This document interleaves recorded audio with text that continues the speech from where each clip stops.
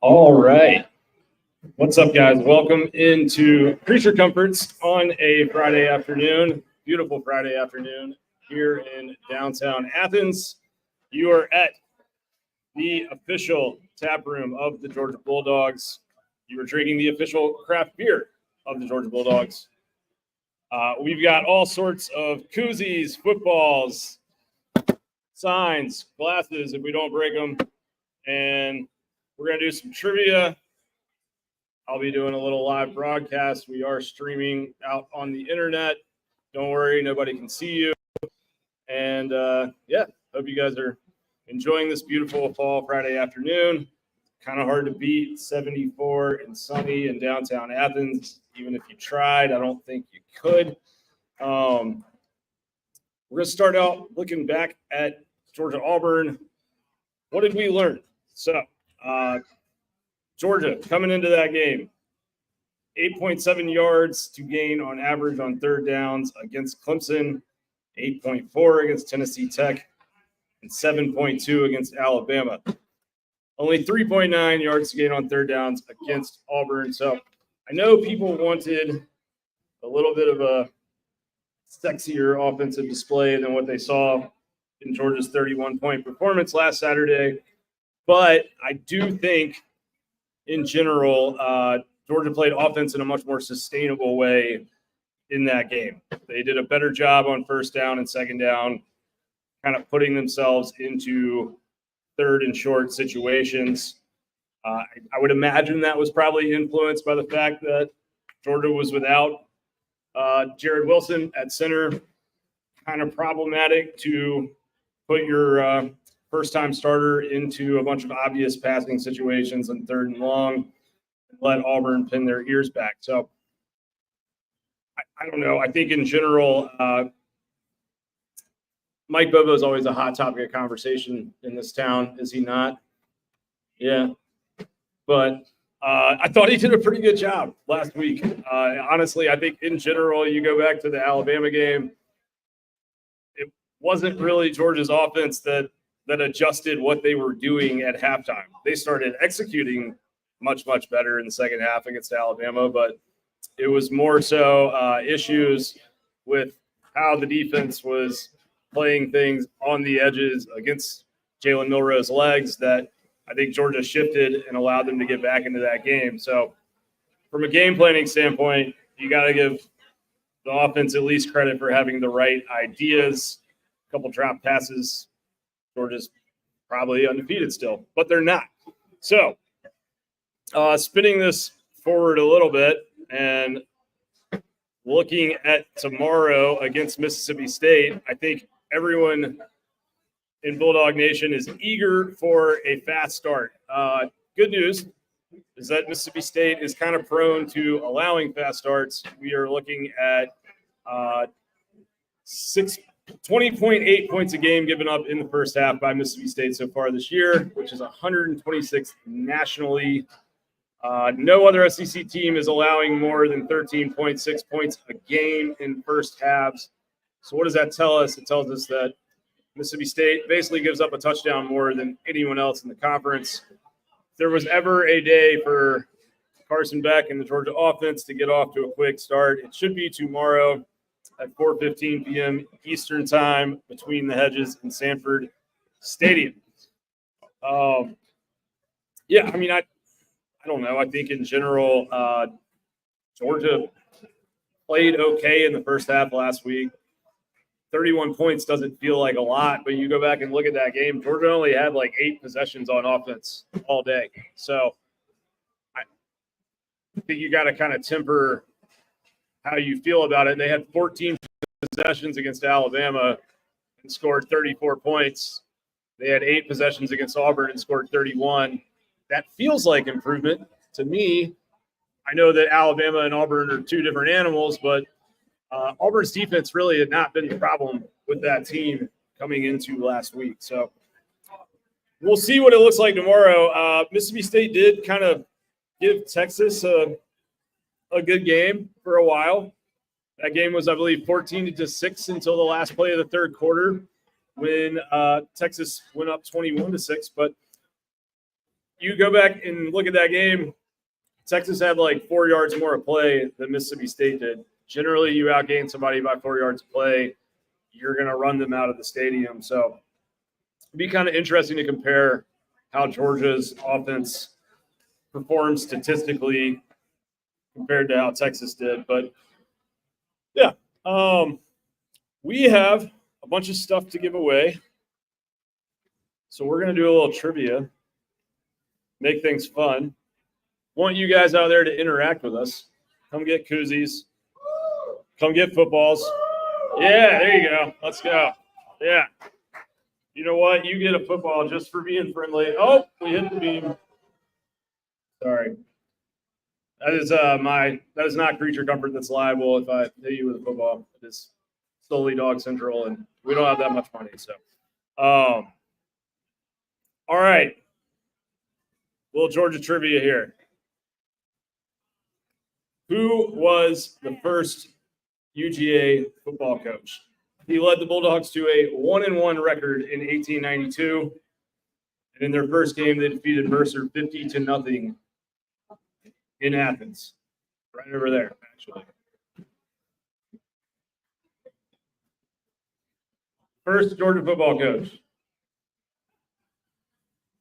Anyone? Come on. All right. We'll move on until you guys get one. Let's see here.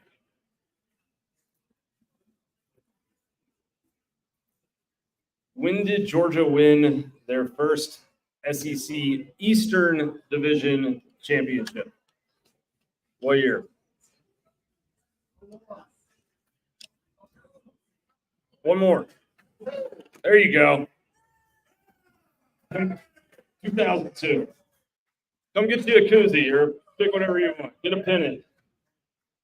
These glasses are nice too.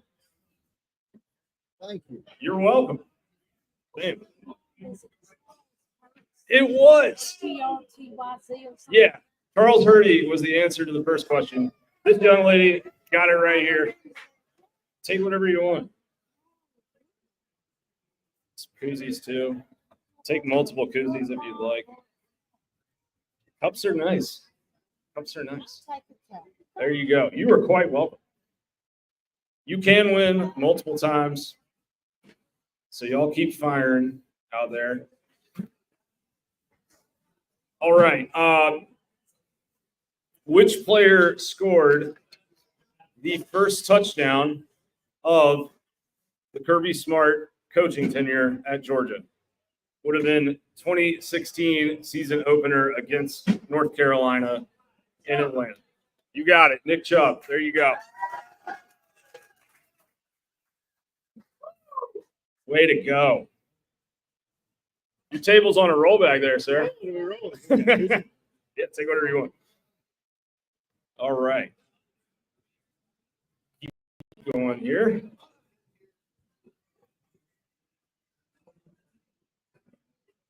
Let's get to which Georgia Bulldog holds the record for most passing yards in a single season. Not Matthew Stafford. No. Not David Green. Most wins, David Green. You guys know him. You love him. Stetson Bennett. There you go. In the back.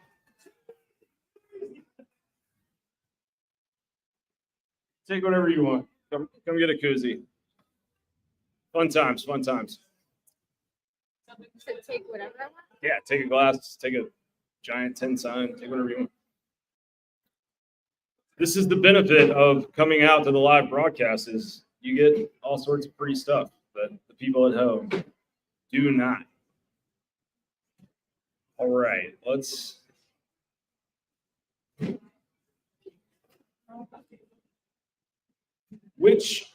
This is a good one. All right, this is a fun one. Which Georgia player has the most yards responsible for in a single game? Most total yards. Mike Trout. It's a good guess, but not the correct answer. Keep firing, you'll get there. Rodriguez, no, yards, not points. Most total yards. The number is 469, so you can assume that this person played quarterback on the day that this happened. But it's a little bit of a trick question, to be fair to you guys. Joe Cox is – we love Joe Cox. Right. That's it. Hines Ward, 469. Total yards in the 95 Peach Bowl against Virginia, 56 rushing, 413 passing. Come get your prize, sir, whatever you want. Thank you. Absolutely. Thank you.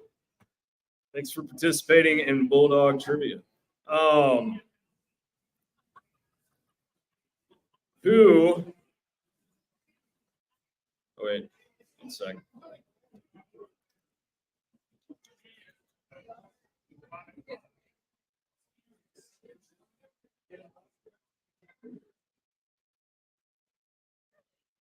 Four players are tied for the most interceptions in a single game in UGA history with 3 each.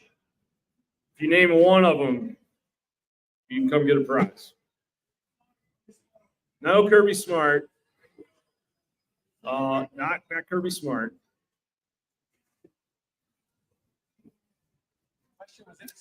Most interceptions. There's 4 guys tied with 3. No Rambo. Rambo had 2 against Ole Miss in 2011, so that's close. No Baker. Battle. You got it. 2006, first Auburn. Trey Battle. Georgia upset, I believe, a top 5 ranked Auburn team. Take whatever you want, man. Good stuff. You guys are doing good. Doing good.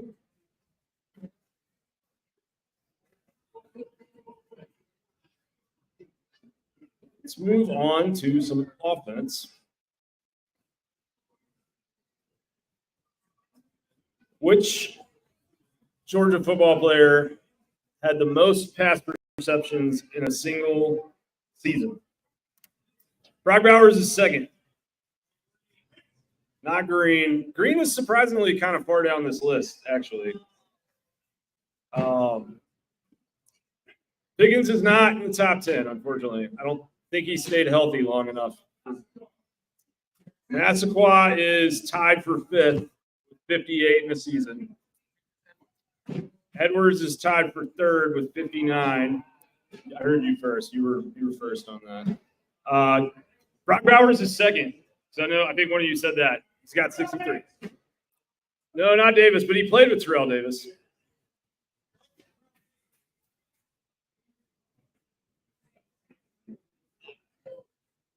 Need some Jeopardy music. Kill this dead air. All right, well, you guys, you're the first loser. There you go, man. Bryce Hunter was the answer, 76. Thank you. In 1993. All right.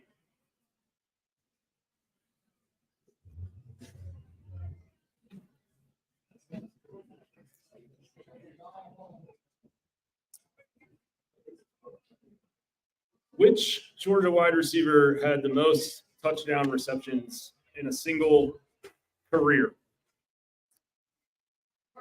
30 is the number. Brock Bowers is second on this list as well.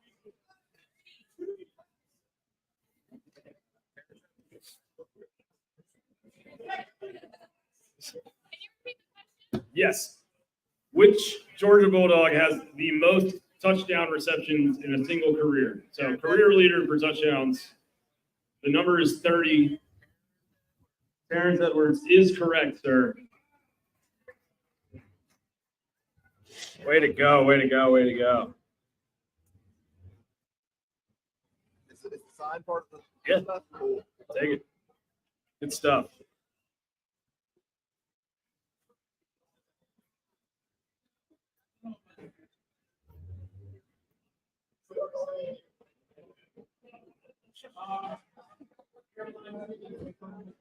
All right.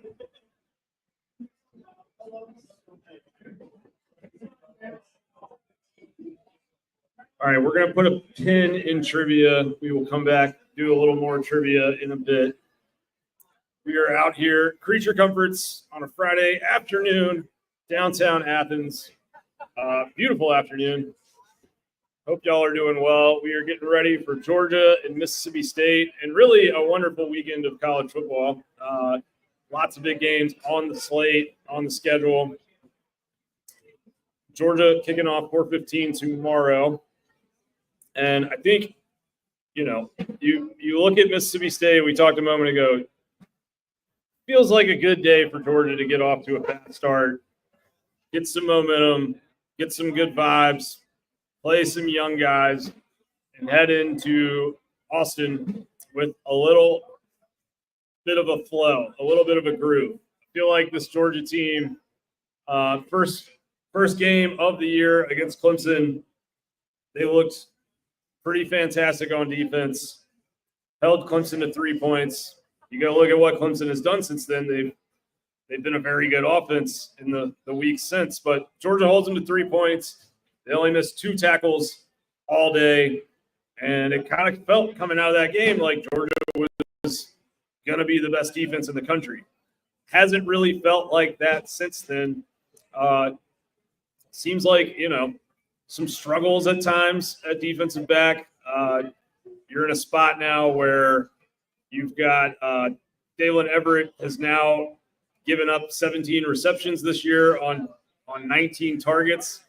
That's pretty high, in my opinion. I feel like lots of teams are kind of working Georgia underneath, which I get not wanting to give up the big play, but eventually you need some 3 and outs. You need to get off the field. I think I mentioned earlier, but Georgia only had 8 offensive possessions last week against Auburn. It puts a pretty big premium on not having penalties, not making mistakes, if you only see the ball 8 times in a single football game. So tomorrow for Georgia against Mississippi State, you do get a freshman quarterback in Michael Van Buren. Only 12 to 23 for 144 yards against Texas. And in Mississippi State, when we met with Kirby Smart earlier this week for his press conferences, he kind of talked about them running a lot of tempo, but it seems like since they've lost their quarterback, they have tried to kind of shorten games, keep things more even on the scoreboard. They only threw the ball 23 times in Austin, and in general, it feels like they may want to. I don't know. I feel like if you come in and play Georgia and you punt the ball every couple minutes when you have the ball, that's kind of the recipe for an embarrassing blowout that a first-year coaching staff might not want. So we will see how they go with this. But a couple things to watch with Van Buren. Much, much better on play action than versus regular dropbacks. 9.3 yards an attempt on his play action dropbacks instead of just 4.3 yards an attempt without it. The only problem is that Mississippi State can't protect him. He was sacked 6 times against Texas 2 weeks ago. I know that Mississippi State had a bye week to fix some things before this, but I don't think they got a whole new offensive line. So we shall see tomorrow sort of how they try to attack things. But if I was playing Georgia right now, I would kind of make them prove that they can defend some of these underneath passes. It seems like Auburn, Alabama, lots of teams have been able to sort of work these comeback routes against Georgia's corners. And Georgia's not giving up a ton of long, explosive passes, but they aren't really getting off the field either. So it'd be interesting to see how that looks. I think it could be a big day for Georgia's offensive line. Those guys – Georgia's defensive line. Like, Mississippi State has given up pressures at an extremely high rate. Georgia's defensive tackles, I think, have been as good this year since Jalen Carter left town.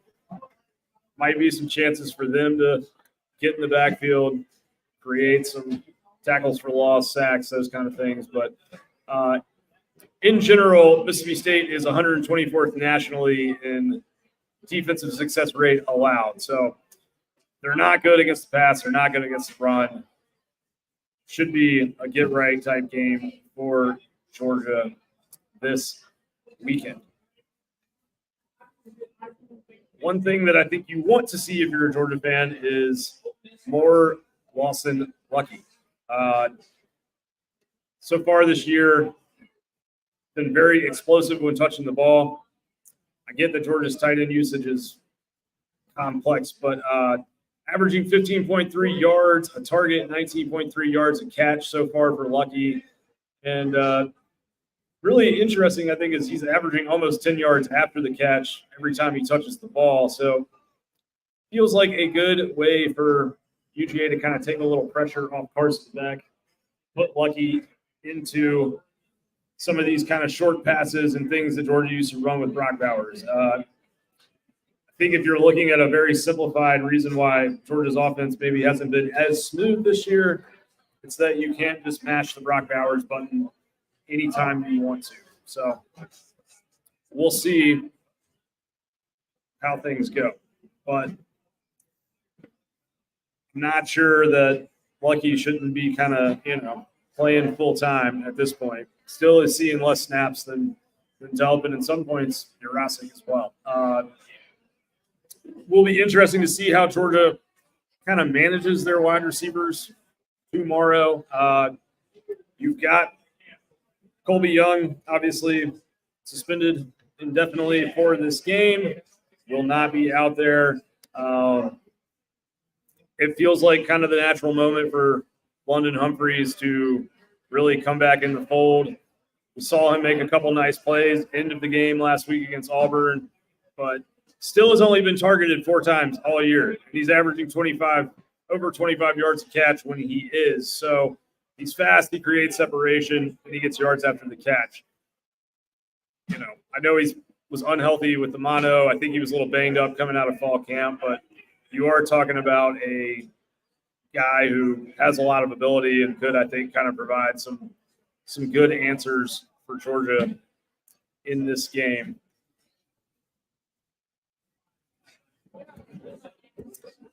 We do have some other games coming down the pipe on Saturday.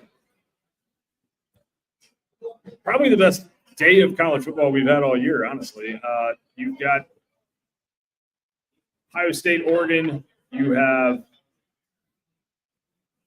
there's a lot of low-key good games on this slate, like South Carolina and Alabama. That could be interesting.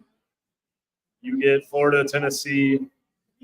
You get Ole Miss, LSU tomorrow night up against Ohio State, Oregon. You get Kansas State, Colorado, if you are a fan of watching the Colorado Buffaloes. So should be fun. Should be a full day.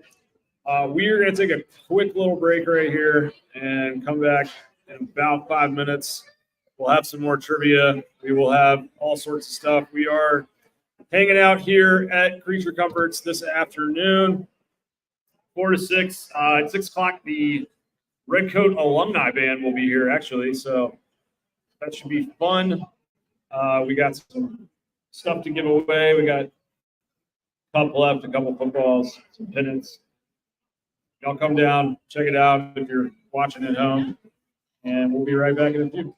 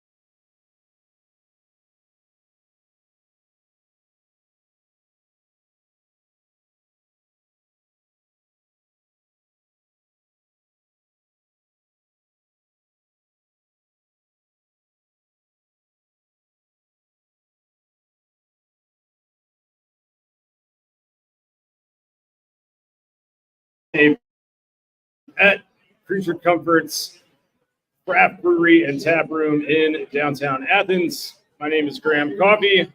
You're at Creature Comforts. If you're watching live at home, you're here by proxy. Who's going to Texas next week? Show of hands. Who's going to Austin? My man in the back. Anyone else? Who's going to Austin? Well, we will be doing not a live show, but we'll be having a little DawgsCentral happy hour 4 to 6 in Austin next weekend at the, let me make sure I got the name of this establishment right real quick. Crown and Anchor Pub, right off campus, downtown. Well, yeah, right off campus, close to University of Texas, 4 to 6.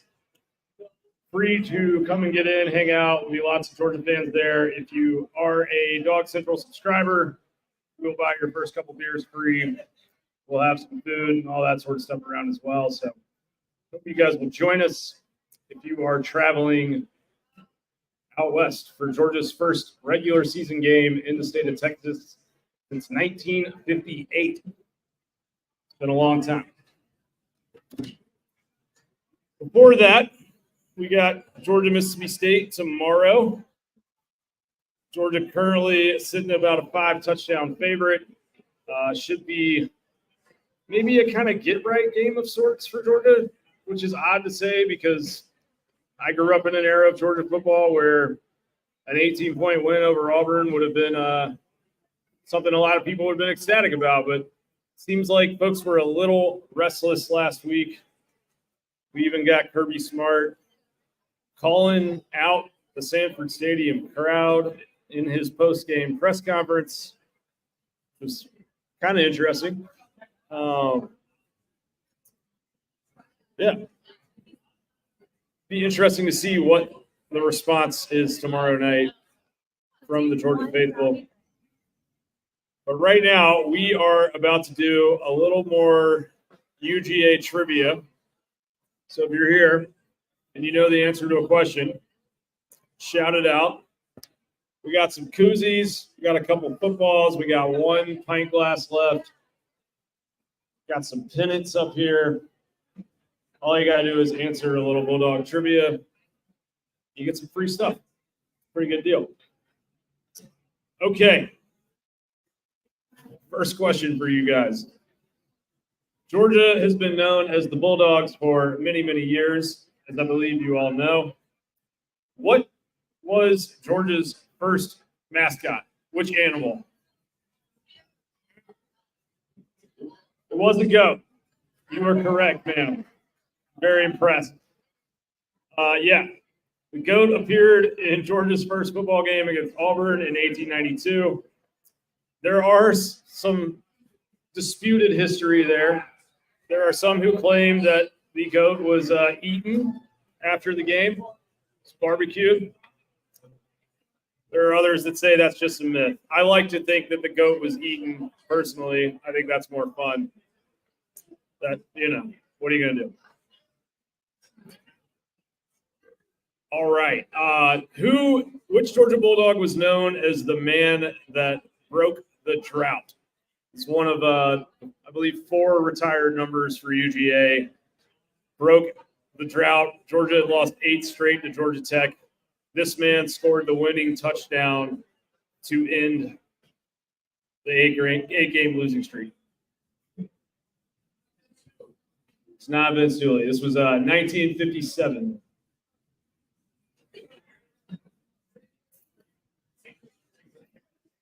Not Stinkwich. There are 4 retired Georgia jerseys. Herschel Walker, Stinkwich, Trippy, and this man is the 4th. Let's see if we got any answers online here. The internet is stumped as well. It was Theron Sapp. Theron Sapp. One of those old names that people don't name their kids anymore.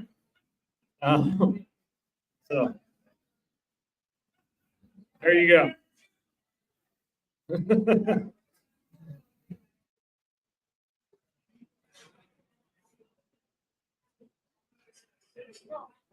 Moving forward here, which Tennessee defensive back did Herschel Walker famously run over? There you go. Bill Bates, come get yourself a prize. Way to go, Larry. Killing it.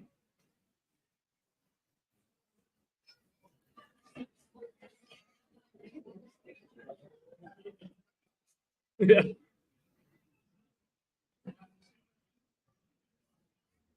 Does anyone know what was Vince Dooley's only losing season at the University of Georgia?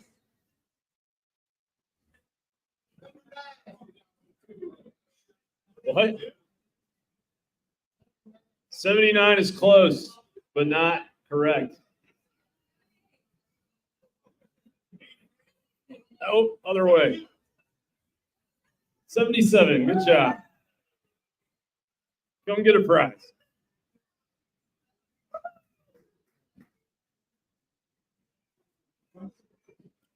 What should I get?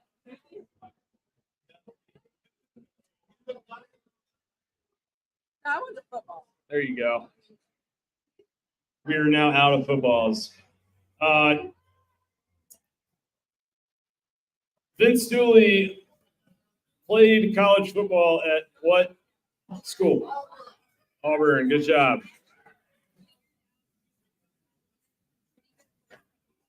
Come get come get you a prize if you get it right back there.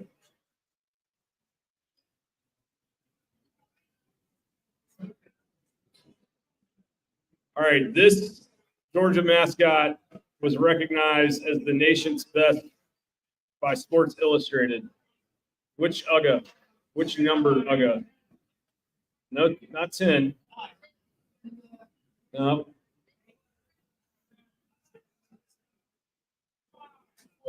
Five. Process of elimination. Way to go, guys. Crowdsourced. Well done.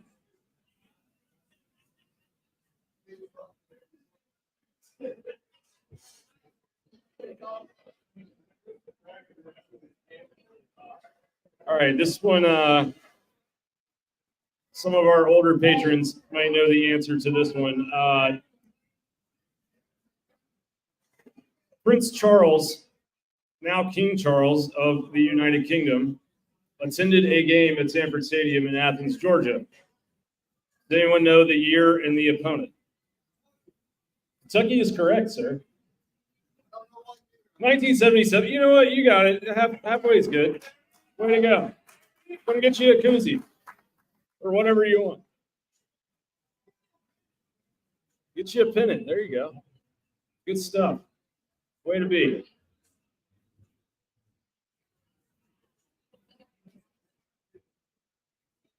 One moment. Finding some more trivia here.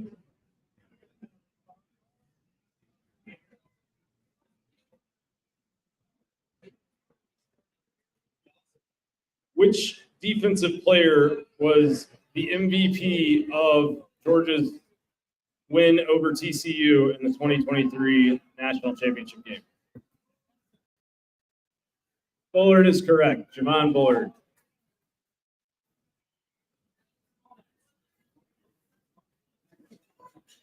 Javon Bullard was also the defensive MVP of Georgia's win over Ohio State.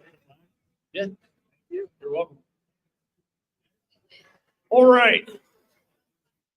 We're going to put a pin in trivia for a little while. Continue with our broadcast here. My name is Graham Coffey. I run a Georgia media outlet called DawgsCentral.com. If you haven't ever checked us out, please do. We are a pay site, but we have lots of free articles and stuff as well. Our YouTube channels, podcast feeds, all that stuff is free. We are, independent media, so support that, I guess. But yeah, we will be in Austin, and then we'll be back here for the Tennessee game on Friday as well. You are right now at Creature Comforts, which is the official craft brewery and tap room of UGA Athletics. Pretty cool. NIL. We're going to get into a little bit of talking about some other matchups on the slate this weekend. To be honest with you guys, Georgia, Mississippi State, there's only so much I can really say about a 5-touchdown spread. So we're going to talk about some other games, look at some best bets if you are gamblers. I like to gamble personally. Tonight, we have Utah at Arizona State.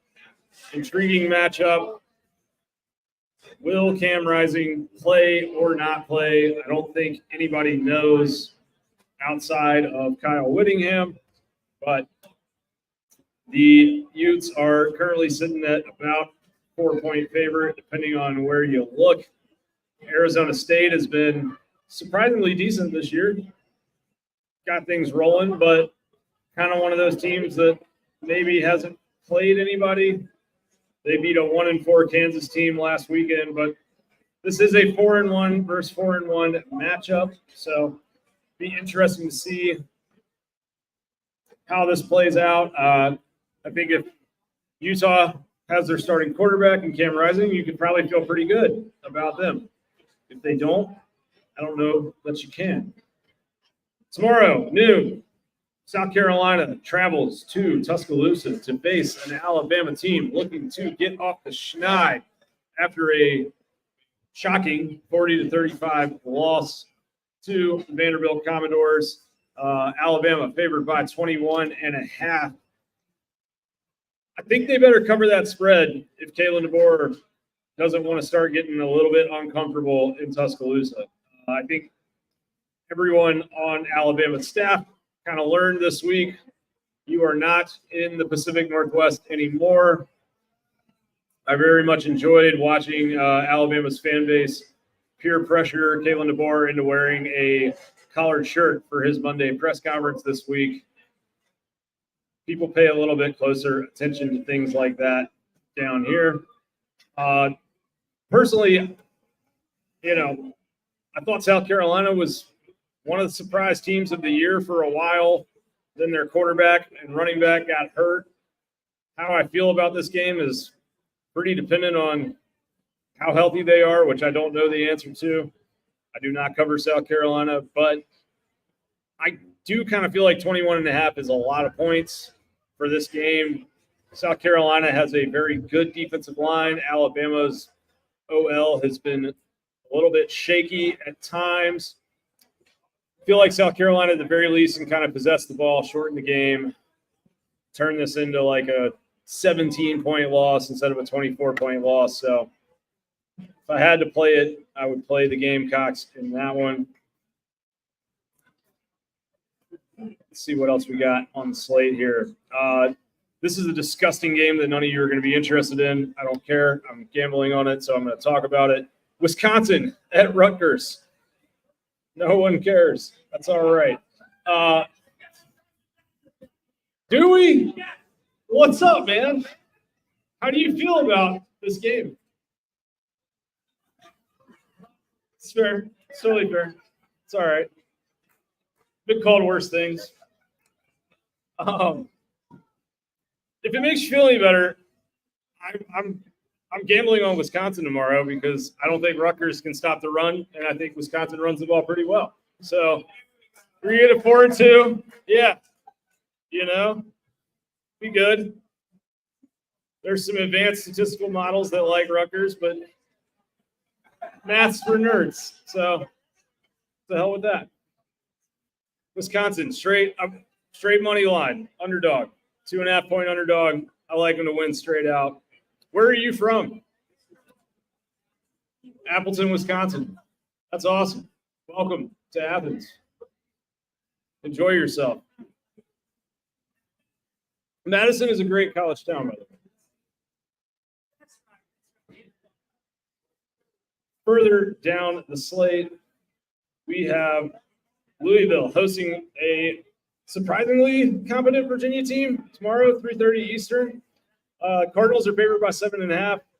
They are 3-2. Virginia comes into this game 4-1. I know that Virginia football is not really, front and center on television that much, but I find their quarterback to be a very entertaining watch. Anthony Calandria will throw 4 touchdowns and 4 interceptions in the same game sometimes. Pure chaos agent. So don't have a play on that one, but Virginia, if they won this game, actually would be like maybe threatening to enter the top 25 for the first time in I don't know how long, probably a long time, I would imagine. But I think Louisville is probably the right side there. Jeff Brom, actually one of the more underrated coaches in the sport. If he was not a Louisville alum, I don't know that he would be the type of coach that would be at Louisville. I think he would end up somewhere a little more high profile. So that'll be interesting to watch. Also at 3:30, Georgia's next week opponent, the Texas Longhorns, head south down across the Red River over to Dallas at the State Fair. There will be corn dogs, there will be fried butter, there will be funnel cakes, and there will be football in the Cotton Bowl. Interesting game. I don't know exactly what Texas is doing at quarterback right now. They got the Arch Manning. He's played a couple games now with Quinn Ewers hurt. I think Quinn Ewers will be back for this game.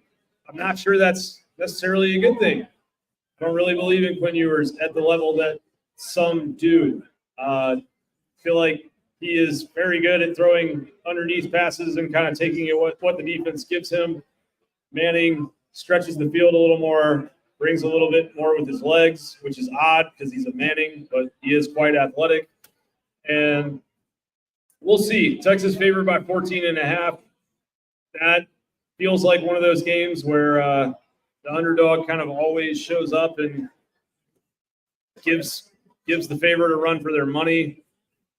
Problem with that is that Oklahoma is a terrible offensive football team so far this year.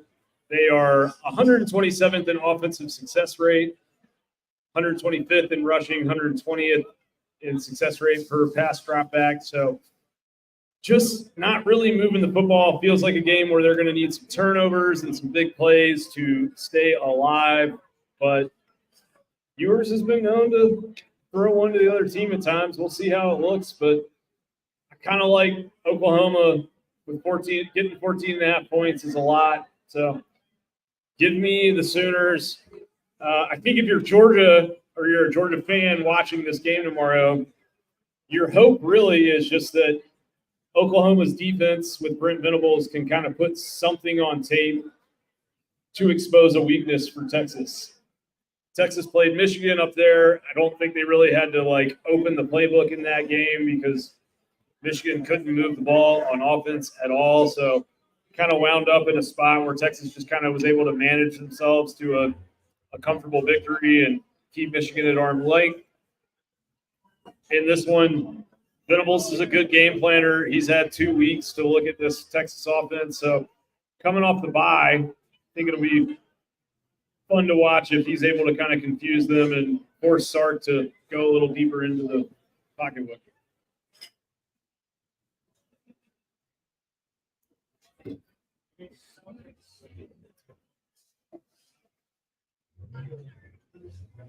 What else do we got here? Tomorrow night, Ole Miss goes to LSU in a game that feels like kind of a must-win for both Lane Kiffin and Brian Kelly. If there is a anxiety bowl on the schedule tomorrow, Ole Miss LSU is the one to watch. I know you got Oregon and Ohio State kicking off at the same time, but as far as kind of the fan base buy-in, both these teams really need to win this game. Ole Miss obviously has invested heavily in a nice new portable roster, but got beat at home by Kentucky and just kind of didn't really look the part on the defensive line in that game. LSU has not really been able to kind of play a game that wasn't sort of close and chaotic. So be interesting to see what they do in their game. But, they've been a very bad pass defense for a few years now. Jackson Dart think could be without his best receiver in Trey Harris, but sort of, I don't like where I sit in this game because I kind of favor Ole Miss on the field, but I don't really like betting a away team going into Baton Rouge at night.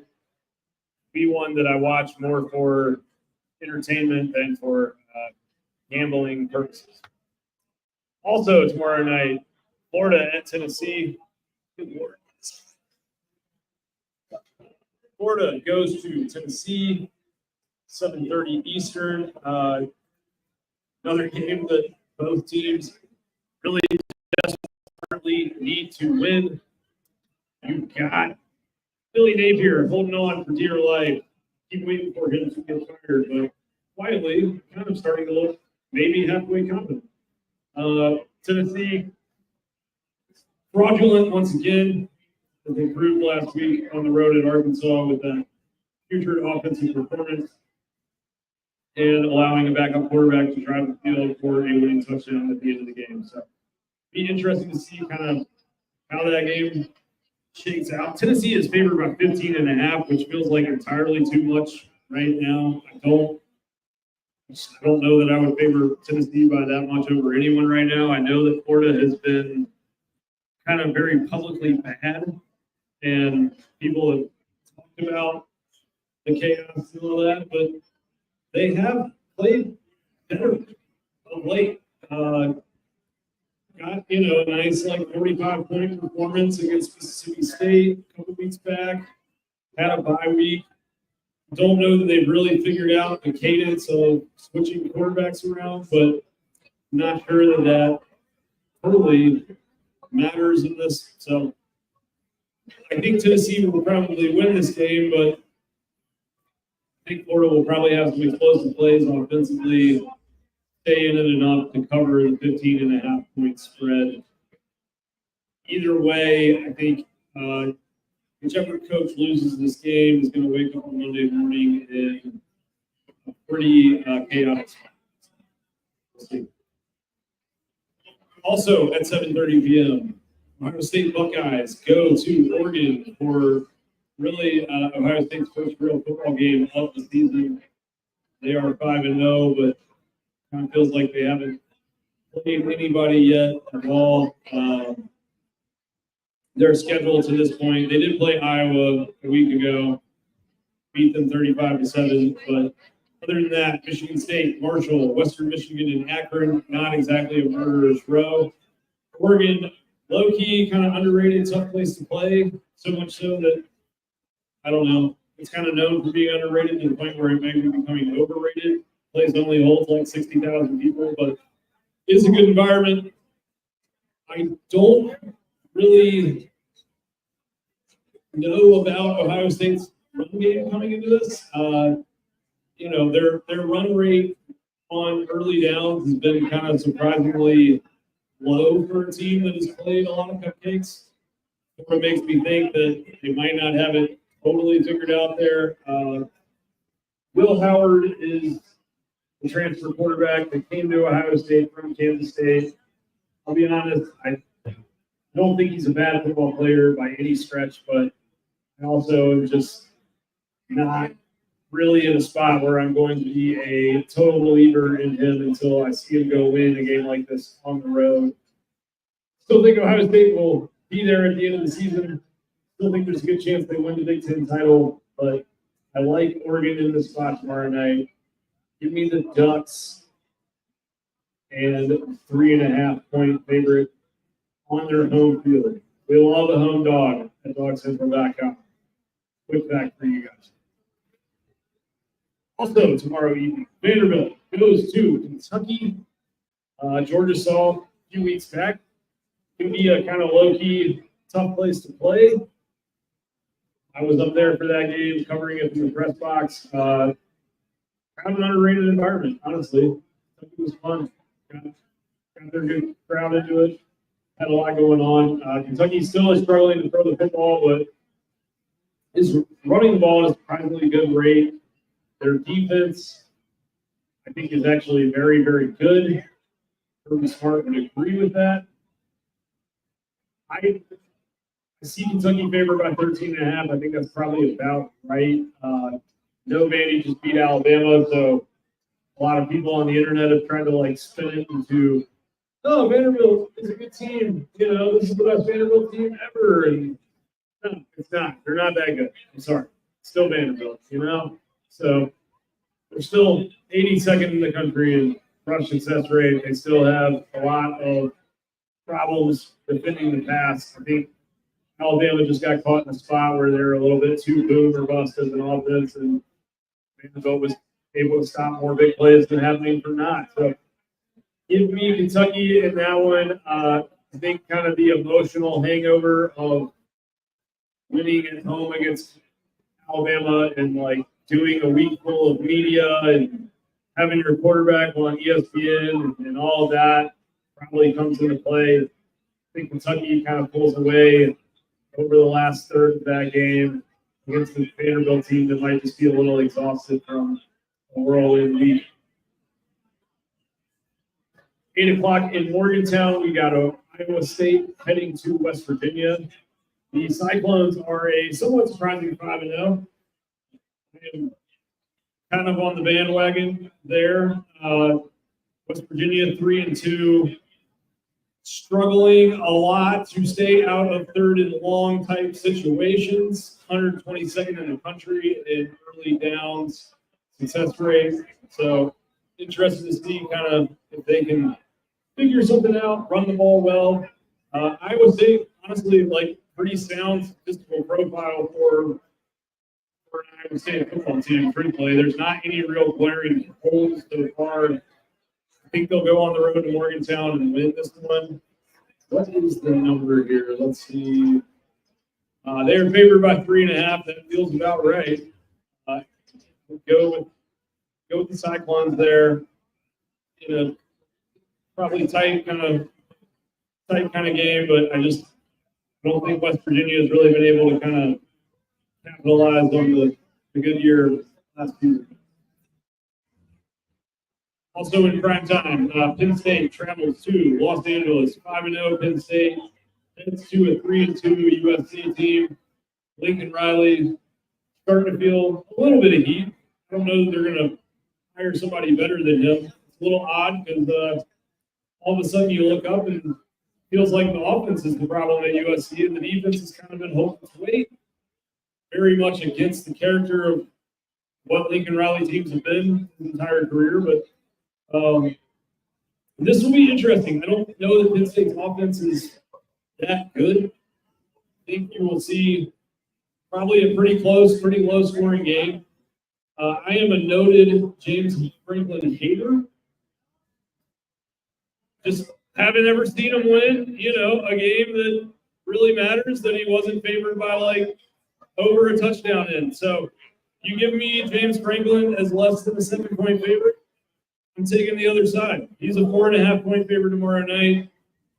I think USC knocks them off outright. Desperation can be a gift. I think they'll play a little bit desperate. And I think Penn State is just kind of overrated as usual, right? Nightcap, we got Kansas State going to the Flatirons against Colorado, 10:15 p.m. That will be kind of a fun game. Is Colorado actually kind of real? I think we're going to find out. They are a surprising one-loss team.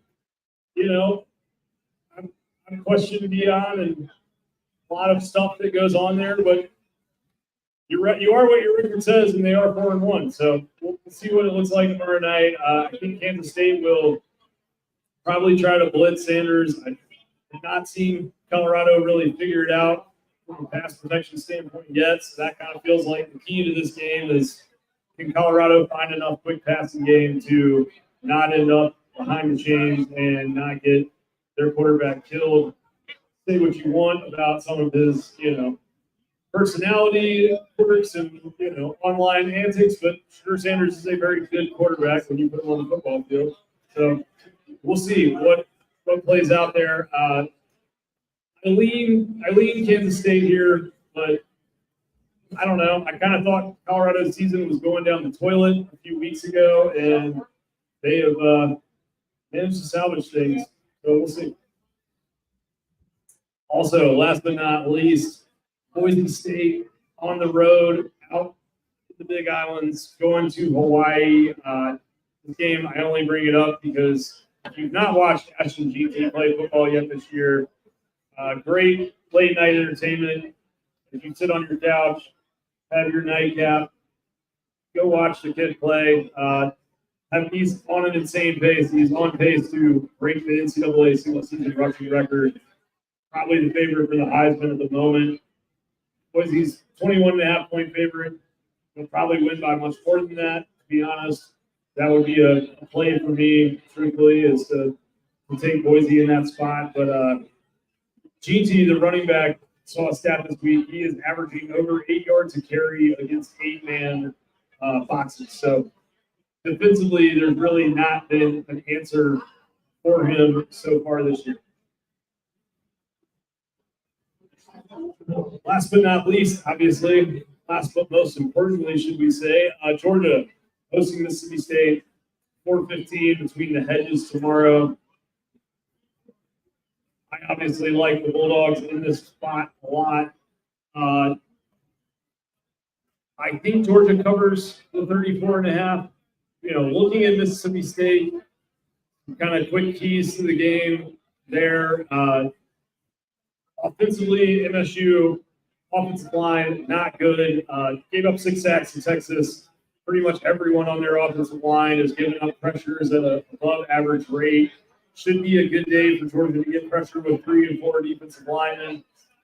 You look at Mississippi State's quarterback, much better yards per attempt, about 5 yards more per attempt on play action versus off just regular dropbacks. So Georgia needs to stop the run on early downs. I'm not super inclined to think that they won't, particularly because where the problem spot for Georgia's defense has been against the run has been more kind of outside of the tackles. That's not really where Mississippi State does their business. They have been much more kind of a straight ahead inside zone type team. They're going to run it between the tackles. They're going to try and get north south. Almost 80% of their runs actually have been between the tackles. So I like Georgia to be able to kind of control that. And as far as the pass game, I do want to see Georgia's boundary corners play some of this underneath stuff a little bit tighter. I mentioned earlier, Dalen Everett is to a point so far now where he has given up 17 receptions on 19 targets this year. That is way too high of a reception to target ratio for the guy that, kind of should be your number one corner. I think that's concerning. You want to see some improvement there before the Bulldogs get ready to go to Texas. So keep an eye on that. That's kind of a theme to watch. For Mississippi State, their best wide receiver by far is Kevin Coleman. He is their slot. He's in the slot 95% of the time. Should be kind of a challenge for Aguero. The safeties will be interesting to see if Georgia does kind of bring a quarterback down at some point to play over the slot in this game. But, in general, this should be a game that Georgia can control a little bit. What are we doing here? We got to answer the trivia. I'm just playing. You can have it. You're totally fine. Anyways, Mississippi State on defense, 124th nationally in defensive success rate. They're not good. They're not going to be good with bye week. No real lockdown corner on the Mississippi State team so far this year. Pretty much all the backs have been giving up high reception percentages when targeted. I feel like this is a really nice day for Georgia to get passing game going. Secondary for MSU missed 10 tackles after the catch in their loss to Florida. So maybe get a little yards after the catch going. Get Lovett, Humphreys, maybe even Lost and Lucky running some of the old kind of Brock Bowers screen pass kind of stuff. We'll see what happens, but only 2 pressures at all for Mississippi State's defense when they played Florida. They did blitz a little more against Texas. try to make Arch Manning uncomfortable. I don't know that Carson Beck will fall for some of that. He's a pretty fast processor. So, in my opinion, I got Georgia 48, Mississippi State 10. Should be a comfortable win. Should get some young guys playing early. Keep the dogs healthy and get everybody, most importantly, on the plane to Texas in good shape. So that's what I got.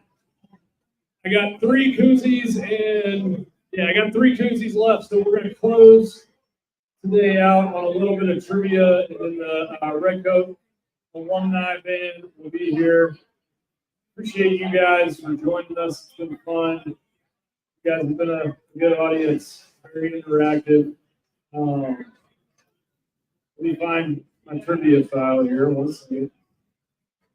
All right. Which Georgia quarterback? Hold on, 1 second. Time out. My bad.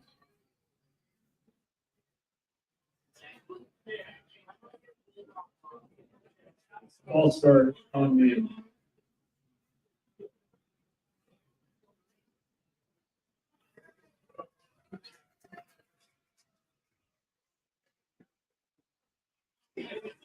Oh, we got Harry Dog here. Way to go. Way to steal the spotlight from me, Harry.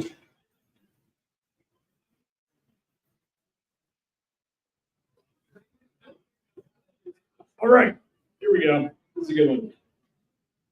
Which Georgia quarterback holds the UGA record for most pass attempts in a single game?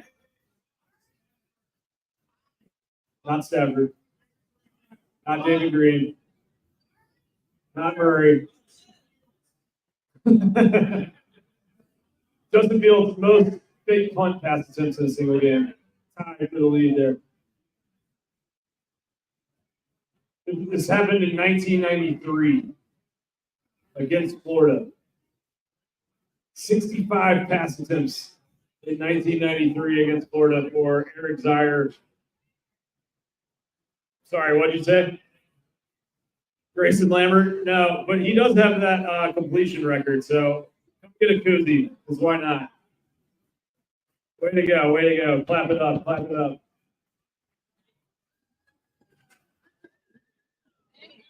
You're welcome. You stole my next question, unfortunately. All right, so this is a little bit of a different question. Most consecutive completions to start a game. Lambert had 20 consecutive during a game, but that was not at the start. Most consecutive completions to start a game by a Georgia quarterback happened in 1998. So if you know who the quarterback was in 98, you'll know the answer.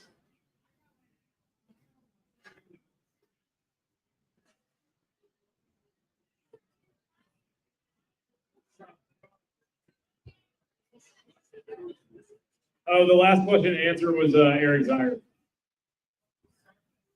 1998, who was Georgia's quarterback? No? All right. Quincy Carter is your answer.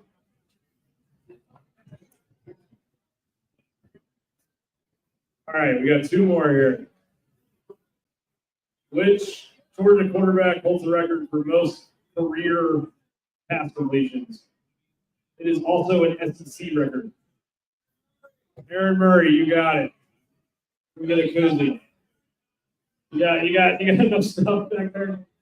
Well, thanks for participating either way.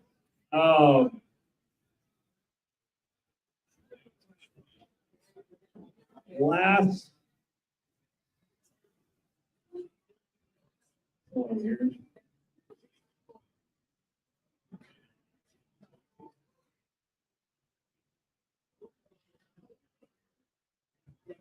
Unfortunately, Aaron Murray is the answer to a lot of these questions. So I've got to find an on-Aaron Murray answer.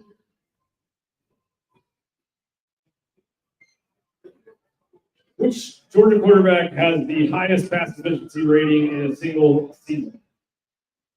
Not Aaron Murray. What did you say? You got it. Stetson Bennett. 176.69 pass efficiency in 2021. Those two are for you, sir. Thank you guys for coming out to Creature Comforts this afternoon. Got the Red Coat Band firing up at 6 o'clock here, so I'll stay around for that. I'll be back next Friday, or no, not next Friday, but the Friday before the next home game against Tennessee. We'll have all sorts of fun. We'll have some guests out here. And if you are in Austin next weekend, come and hang out with our little DawgsCentral community at Crown and Anchor Pub right off campus. We'll be there from 4 to 6. You come find me. I'll buy your first beer. See y'all then. Thank you.